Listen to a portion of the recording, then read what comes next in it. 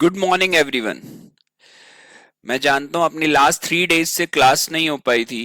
बेटा क्लास इसलिए नहीं हो पाई, एक दिन नवरात्रे थे, लास्ट डे था, फिर दशहरा था, और कल मुझे एक फैमिली के फंक्शन में जाना पड़ा जहाँ डेथ हो गई थी, तो वहां जाना पड़ा।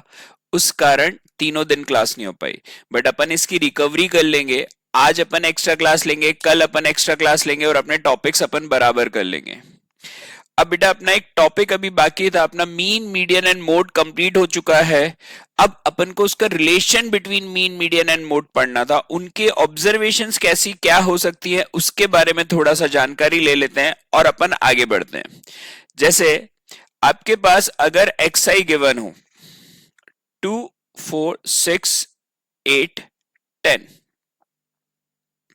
और आपकी फ्रीक्वेंसी गिवन हो 1 2 3 2 1, सिंपल।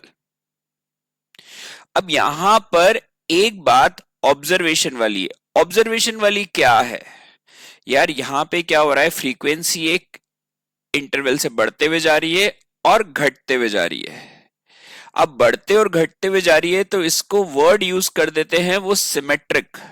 यार सिमेट्रिक वर्ड अपन ने लाइफ में सबसे पहले कहां पढ़ा था? जब अपन को पढ़ाया गया था कि एक ए अल्फाबेट है, इसको लाइन ऑफ सिमेट्री से डिवाइड कर दो। तो पहले सिमेट्री का मतलब समझ लेते हैं, याद रह जाएगा कि क्या होता है।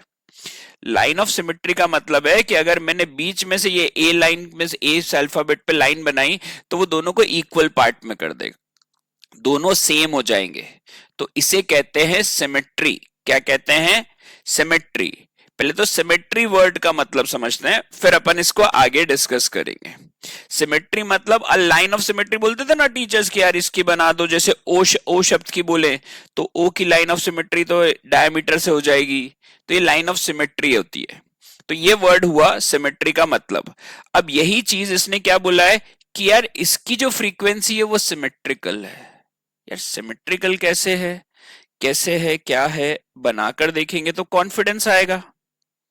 सिंपल, 2 4 6 8 10, और वैल्यूज 1 2 3। अब मैंने इसको बनाना शुरू करा। 2 पे क्या है? 1 फ्रीक्वेंसी है। 4 पे क्या है? 2 फ्रीक्वेंसी है। 6 पे क्या है? 3 फ्रीक्वेंसी है। और 8 पे क्या है? 2 फ्रीक्वेंसी है। 10 पे क्या है? 1 फ्रीक्वेंसी है। अगर इसको आप प्रॉपरली बनाओगे तो ये कुछ ऐसा बनेगा। तो इसको क्या कहते हैं? Symmetrical figures. अब जैसे पहले बढ़ते हुए गई और एक पॉइंट पे जाके उसी डायरेक्शन से घटते हुए गई, तो इसको क्या कहते हैं? सिमेट्रिकल। अब जब सिमेट्रिकल होता है ना, ये पढ़ने की क्या जरूरत है, जब ये सिमेट्रिक हो गई तो आपका रिलेशन आपको जो थ्योरी डिवाइस याद करना है कि mean equal to median equal to mode होता है।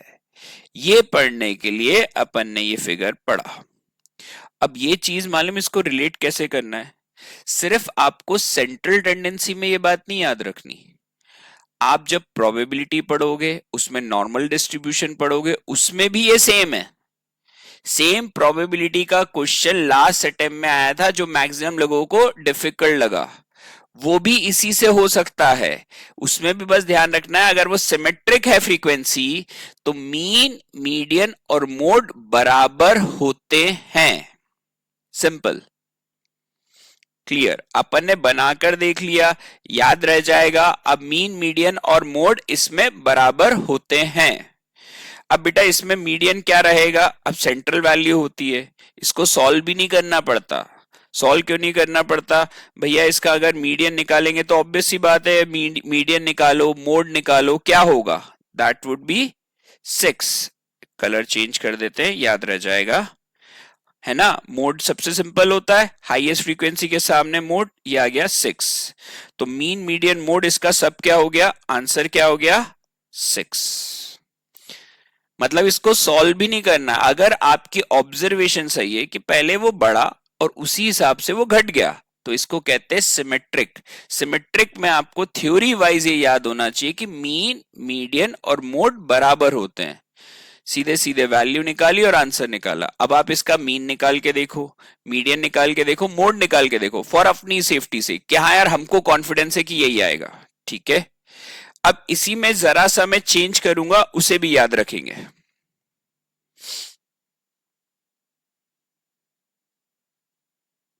समझो सेम फ्रीक्वेंसी होती और ये इंटरवल्स होते 0 to 10, 10 to 20, 20 to 30, 30 to 40 और 40 to 50, है ना। अब भी सेम है, फ्रीक्वेंसी सिमेट्रिक है तो सेंटर वैल्यू आनी चाहिए। तो यार मॉडल क्लास की सेंटर वैल्यू क्या है, अपनी मॉडल क्लास क्या हो जाएगी, पहले तो उसको मार्क कर लें। इसकी सेंटर वैल्यू क्या होगी 25। तो अगर ये ऐसा है कंटिन्यूअस है तो आपका आंसर हो जाएगा 25 मिड वैल्यू।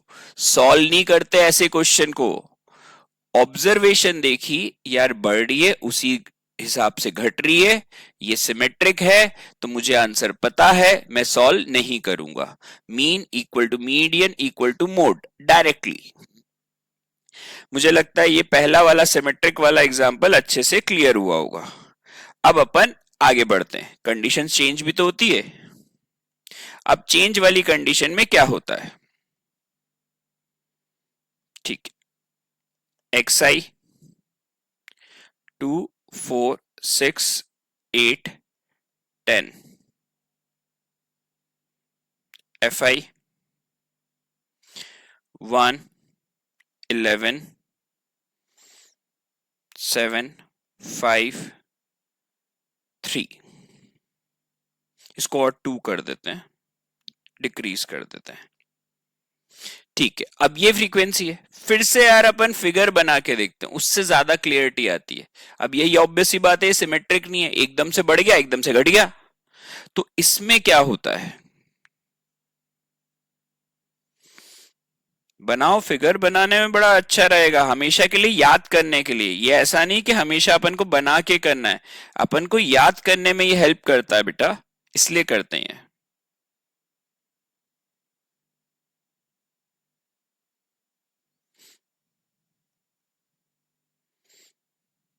तो ये बनाया अपन ने अराउंड 1 पे, फिर सीधे चले गए 11 पे, फिर सीधे चले गए 7 पे, फिर सीधे चले गए 5 पे, और फिर सीधे चले गए 2 पे। अब यार बेटा ये कितना सिंपल हो जाएगा,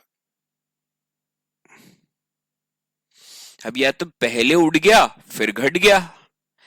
अब ये क्या बोलते हैं, जब इस टाइप से इस डायरेक्शन में घटे ना तो इसको एक वर्ड भी बोला जाता है यार, यहां पे इस साइड पे ये झुक गया, ये इसकी कहलाएगी टेल। अगर आप कोई जानवर देखो कि अगर वो उधर मुंह करके बैठा है तो ये पीछे से क्या आ गई, उसकी लंबी सी टेल। अब ये जो टेल आ गई इसको कहते हैं पॉजिटिवली स्क्यूड, क्योंकि एक जगह बढ़ गया बाकी घट गया, स्क्यूड। डिटेल में तो अपन बाद में पढ़ेंगे ही, पर अभी इतना ध्यान रखना जरूरी है। अब इसमें ध्यान रखो, ऑब्वियस सी बात है मोड पहले ही आ गया, सबसे बड़ी फ्रीक्वेंसी ये है तो मोड आपका क्या होगा 4, और मीन तो हमेशा सेंट्रल वैल्यू होती है तो वो तो 4 से बड़ी आएगी, मीडियन भी उससे बड़ी आएगी, सेंट्रल वैल्यू होती है भैया, वो कैलकुलेट करोगे तो वो इससे बड़ी आएगी। तो इसमें कंडीशन हो गई, कंडीशन हो गई कि यार mode less than median less than mean, ये कंडीशन भी याद हो गई। अगर कोई बोले पॉजिटिवली स्क्यूड है तो आपको कंडीशन याद हो जाएगी कि यार पहले ही उसकी वैल्यू फ्रीक्वेंसी की बढ़ जाती है बाद में घटने लगती है, तो ये क्या होता है पॉजिटिवली स्क्यूड।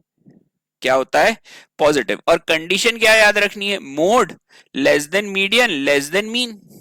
अब ये कंडीशन अगर याद है ना तो कुछ क्वेश्चन ऑब्जेक्टिव के ऐसे भी होते हैं कि आपको मीडियन और मीन दे रखे हैं, मीन मीडियन से बड़ा दे रखा है, और मोड की जो ऑप्शंस हैं उसको अपन को ढूंढना है ना। जैसे मैं एक एग्जांपल के तौर पे बोलता हूं, बड़ा अच्छा रहेगा। समझो आपके पास मीडियन दे दिया मैंने 12 और मीन दे दिया 18। अब यहां पे बोला मोड फाइंड करो, कोई रिलेशन नहीं बता रहा हूं, सिर्फ एक कंडीशन से मैं आपको बता रहा हूं कि आपका दिमाग कैसा चलना चाहिए। ऑप्शन दे दिया गया 6, मैं रैंडम ले रहा हूं, अभी कोई एग्जैक्टली कि नहीं वो रिलेशन को सेटिस्फाई करेगा ऐसा कुछ नहीं, बस मैं एक दिमाग दे रहा हूं कि क्या होना चाहिए, क्या सोचना चाहिए। 12, 18, D30। अब मुझे इस कंडीशन में मालूम है अगर मीन मीडियन से बड़ा है तो ऑब्वियस सी बात है ये पॉजिटिवली स्क्यूड है, तो ये नीचे जाएगा, उससे मोड उससे छोटा आएगा। यार मोड छोटा आएगा तो छोटी वैल्यू एक ही है 6, तो आपका आंसर 6 हो गया, आपका आंसर ही 6 हो गया ना फिर। ये ऑब्वियस रीजंस के कारण, मैंने कोई कैलकुलेशन नहीं करा, मैं तुम्हें सिर्फ एक बता रहा हूं कि ऑब्जर्वेशन क्या होनी चाहिए, है ना।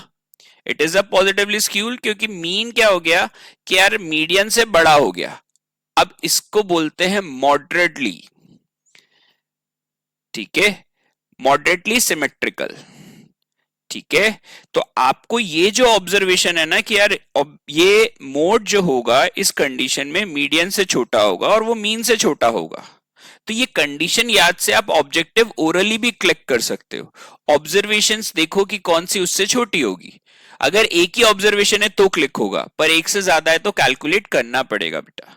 ये सिर्फ एक कंडीशन बताने का तरीका था, जनरलाइज मैंने वैल्यू ले ली विदाउट कैलकुलेशन, ठीक है। अब ये अपन ने समझा है। इसी के बाद अगर ये ऐसी वैल्यूज होती उल्टा, नेगेटिवली स्क्यूड भी तो होगा, तो नेगेटिवली कैसे होगा, 2, 4, 6, 8, 10, फ्रीक्वेंसी 1, 2, वैल्यू बड़ी ले लेते हैं सेम, 2, 3, 7, 11, 1। अब क्या होगा, फिर से बनाकर देख लेते हैं कौन सी बड़ी चीज है, उससे याद रह जाएगा।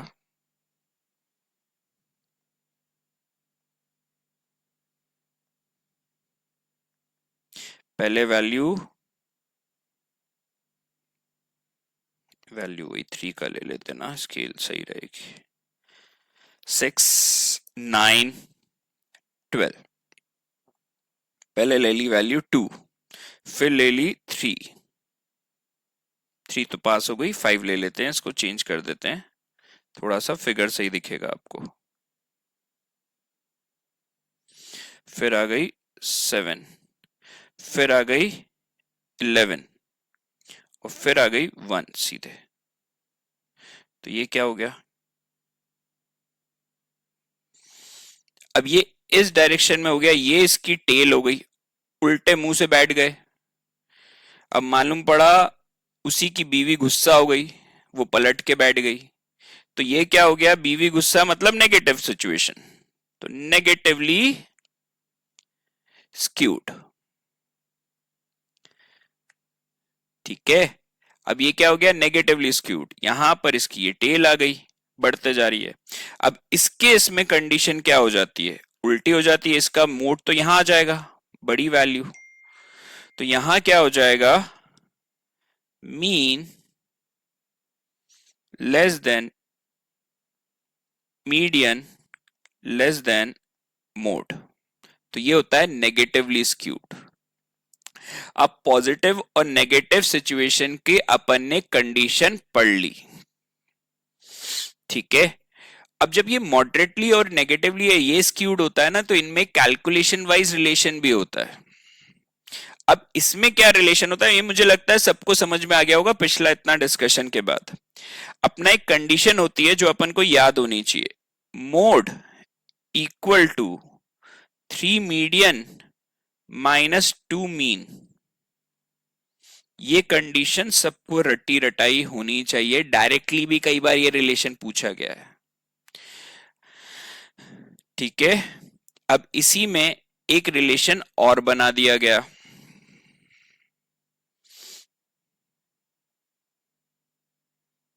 Mean minus mode 3 times of mean minus median,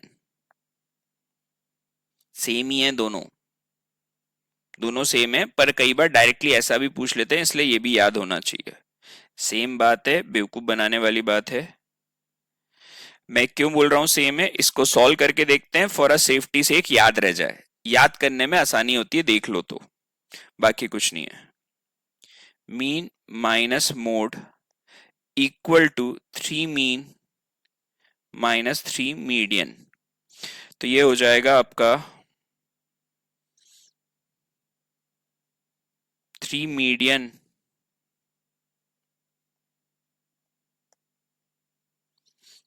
plus mean minus 3 mean equal to mode. तो 3 median minus 2 mean equal to mode. Same relation आ गया, मतलब वो एक ही रिलेशन को लिखने का एक और तरीका, ये अपन को याद रखना है। अब आपको लगेगा सर ये तो पढ़ लिया, अब क्वेश्चंस की प्रैक्टिस करे बिना कुछ नहीं होता बेटा। मैं इसके बाद, ये रिलेशंस के बाद आपको साथ में अपने प्रैक्टिस करवा रहा हूं कि क्या आपका क्वेश्चन का अप्रोच होना चाहिए। अपन 5 to 7 क्वेश्चन इस टॉपिक पे कर लेते हैं, आपका टॉपिक खत्म, फ्री।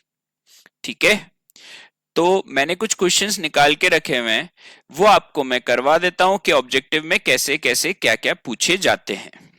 ठीक है, ये सब मुझे लगता है सबने लिख लिया होगा। अब अपन आगे करते हैं।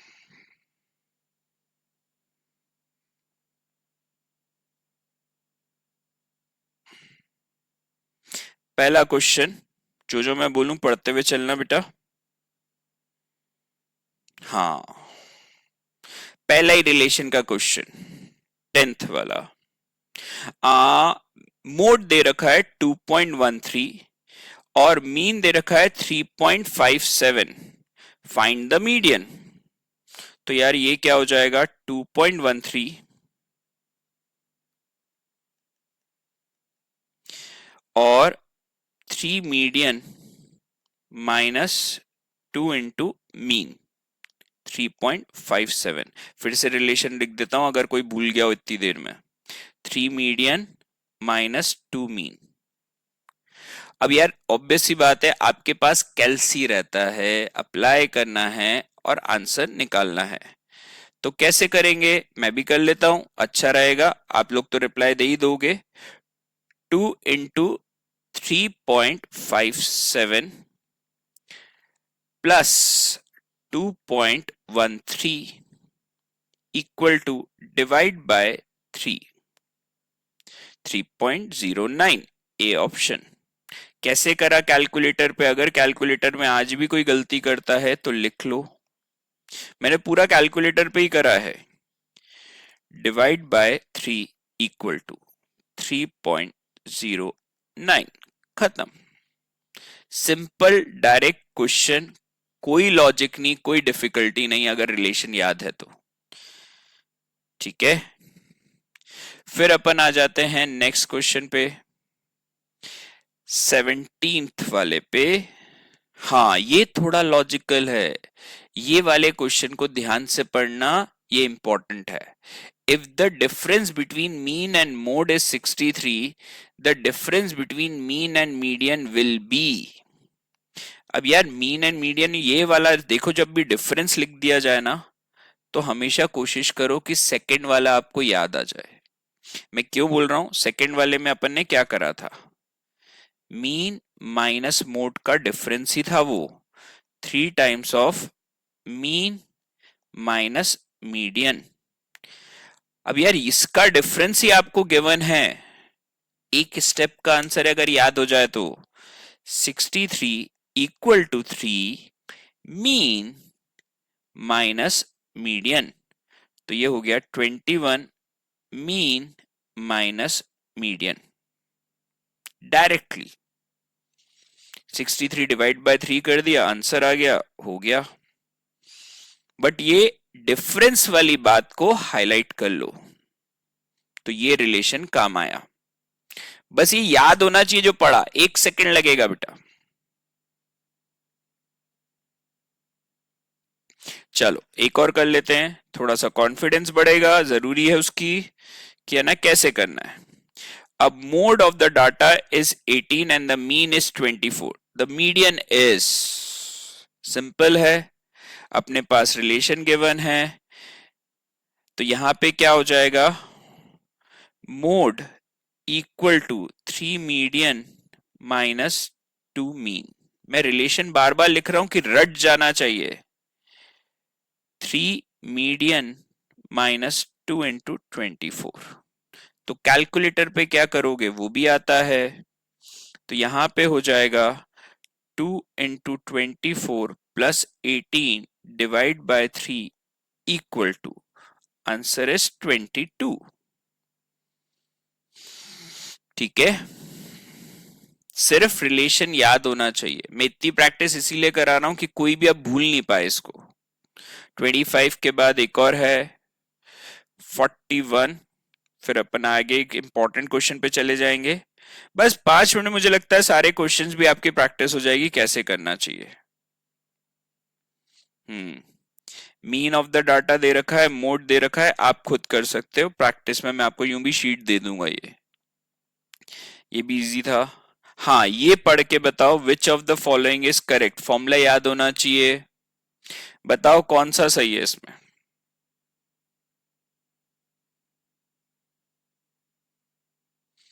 Three mean minus median equal to mean minus mode, A. Clear है, ये फॉर्मूले याद होना चाहिए। अब तो इतनी बार लिखवाया है।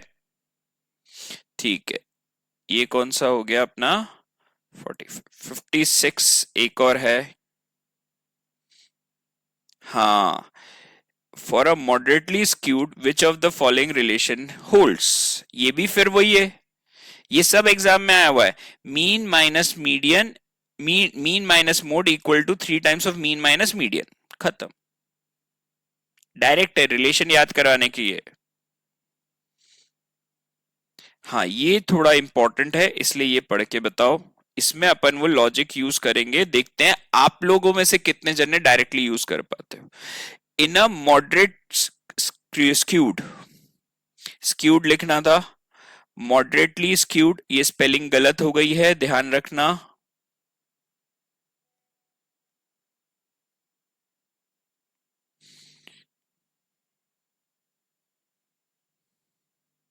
Distribution in the values of mean and median are. इसमें मीन और मीडियन दे रखा है, मतलब आपके पास मीन दे रखा है 12, मीडियन दे रखा है 18।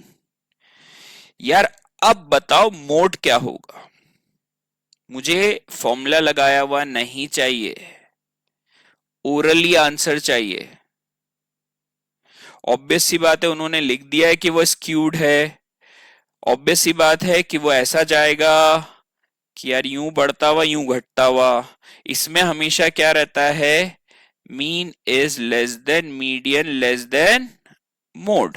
अब मोड 12 और 18 से बड़ा होगा।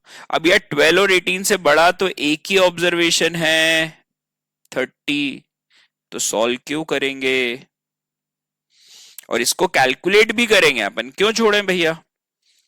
18 इक्वल टू 3 मीडियन, नहीं मोड इक्वल टू होता ना, मोड की वैल्यू तो है ही नहीं। 3 मीडियन माइनस 2 मीन,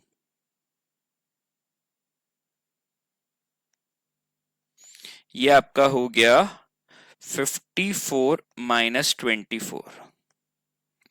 डायरेक्टली भी है पर आपको रिलेशन भी याद होना चाहिए। ये रिलेशन याद है, आप बिना सोचे भी टिक कर सकते हो, यही मैं बता रहा था उस समय।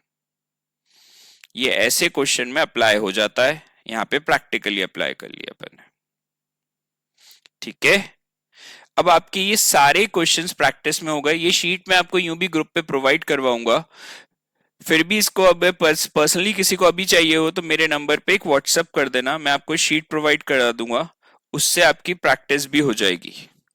अब आपका नेक्स्ट लेक्चर जो रहेगा वो that would be geometric mean और हार्मोनिक मीन। जैसे ही ये कंप्लीट होगा तो मुझे लगता है आज रात को ही मैं ये लेक्चर कंप्लीट कर लूंगा, और संडे को मैं आपको इस पूरे का सिर्फ 1 घंटे में सारे एवरेजेस का रिवीजन करा दूंगा विथ एवरीथिंग। वो रिवीजन इसलिए काम का होता है कि शॉर्ट में अपन ने सारी चीजें जान ली जो अपन ने इतना कुछ पढ़ा, इतने क्वेश्चंस करे। हाँ ऑब्वियसली बात है उसमें क्वेश्चंस थोड़े से कम होंगे, और पर आपकी प्रैक्टिस पूरी हो जाएगी साथ में। हाँ, और एक सेशन आपका डाउट सेशन रहेगा, जिन्होंने ये वर्कशीट ली है वो वर्कशीट को कैसे आपके क्या डाउट्स हैं सारी चीजें डिस्कस हो जाएंगी अगर कोई डाउट्स निकली तो। ठीक है, थैंक यू बेटा।